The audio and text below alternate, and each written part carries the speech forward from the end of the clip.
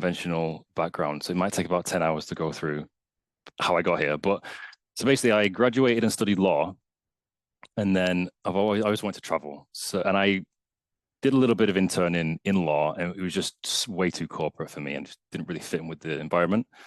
And so I went traveling for years and did loads of jobs. I've written them down. So door-to-door sales, marketing, call center jobs, which were the worst.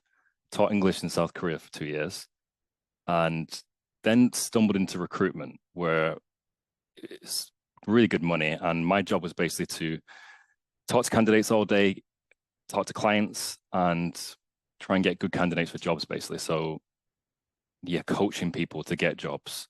So I did that for 4 years. I started off as a trainee and then managed a team. So I managed a team of 6 people, and then I recruited people to for that team. So yeah, learned a lot about interviewing, learned a lot about what's good, what employees look for in a position. And the money was amazing. It was a really well paid job, really lucrative. You probably earn more in recruitment than software engineering at the moment if you're good at it. But I just found the sales culture just quite unfulfilling, and it wasn't technical. So it was a lot of it's the same conversations day to day. So I'd have like 50, 60 conversations every day, and you're having the same conversation over and over.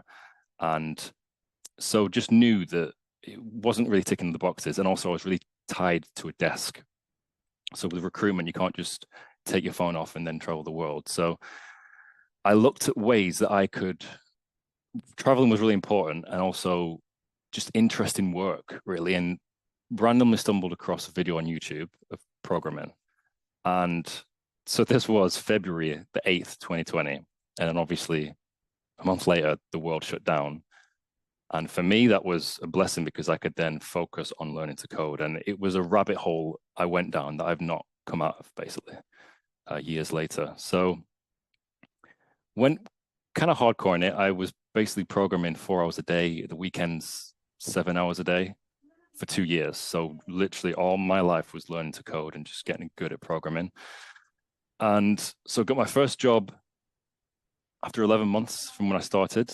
And my route was unconventional as well. So I started as a WordPress web developer, did that for about 9 months, learned more about computer science, data structure and algorithms, and then got a software engineer job in my second position. So it wasn't, I worked my way through tech. I got a WordPress job, but it wasn't kind of where I wanted to be eventually.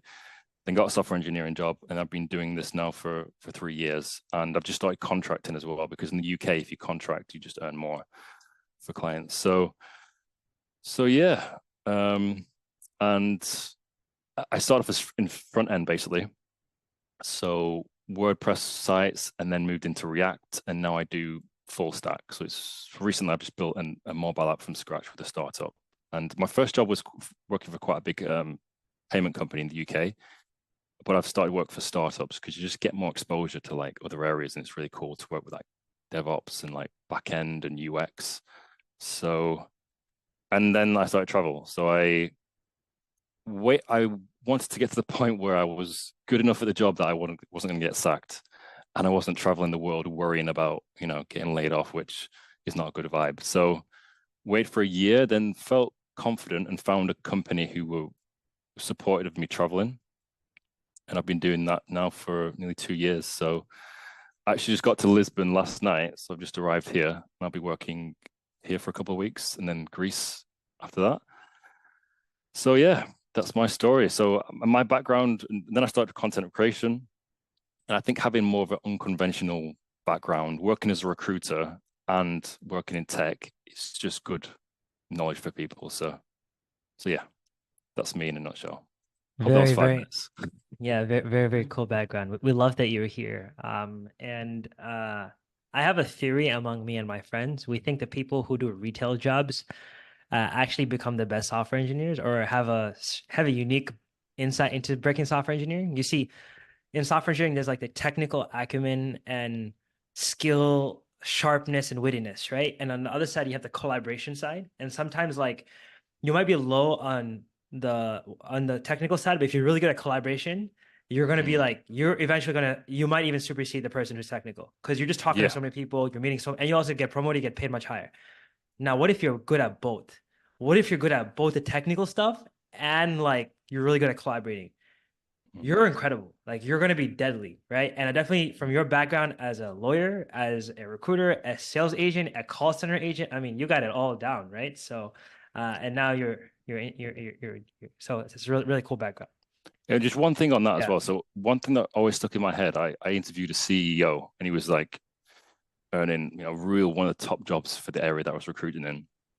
And he said, like, if it's a choice between two candidates and one of them's like 20, 30% better at the job, but the other one's just really good at interviewing, he'll always go for the one who interviews well because they feel they can teach it. So soft skills are going to become more and more important. So just if you focus on getting so good at the technical side and you're not too sure on the soft skills, and you can't really judge it yourself, so get others to tell you how you interview and how you interact.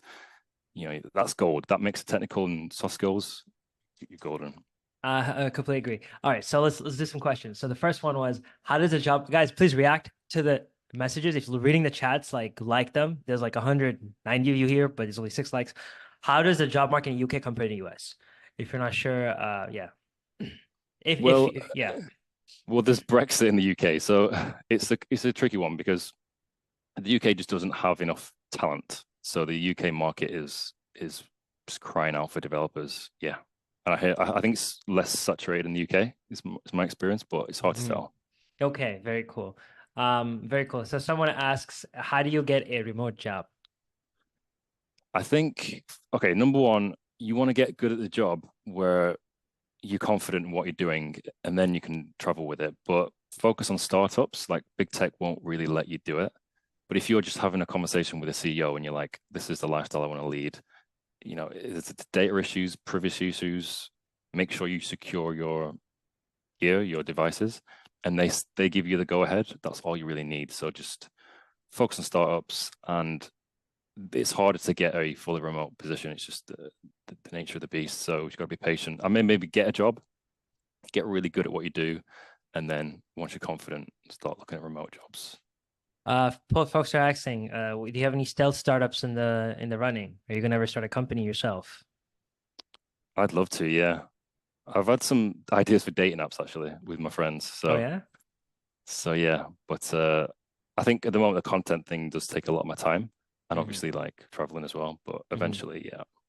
Yeah, we actually had the former chief product officer at Hinge here Okay. at one of our previous events. So it was a great time seeing her kind of how she got into that role and what she's doing now.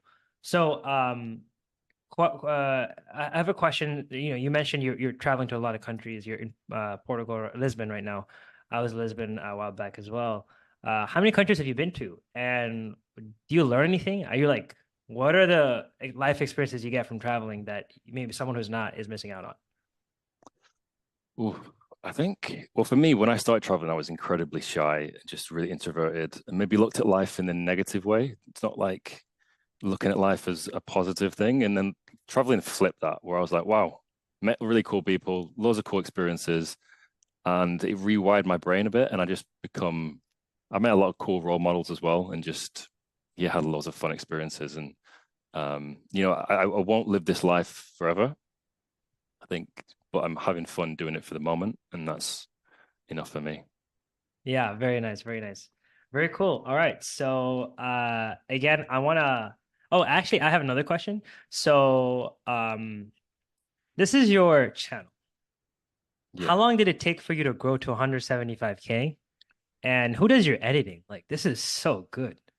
Yeah, well, I do it all myself, and Yeah. I started it in June, in Hmm. July, and I think I had an idea that maybe I'll just learn to do it and then do it. But I Hmm. think you just learn by doing it. Make Hmm. videos and just see. You'll make really bad ones, Hmm. and then you'll look back on the bad ones and be like, God, they were really bad.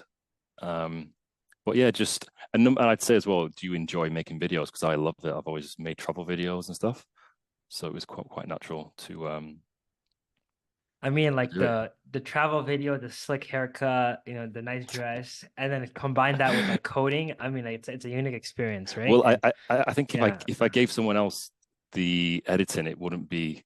I don't think I'd ever do that. yeah, this is original Okay. content. This is Yeah, original editing, as they say, right? Messaging. So yeah, I love it. So you do everything yourself. I also like the yeah. idea of like that you do it yourself. To me, it seems similar to like programming. So like programming, instead of you learning all the books and everything, kind of get started right away. Don't Elon Musk says if you study the tools, um, you're not gonna really know how to do stuff with it. But if you always are using your tools, Mm. you're gonna be able to master them just by using it. So, I mean, proof in the pudding is you right here. So very, very cool.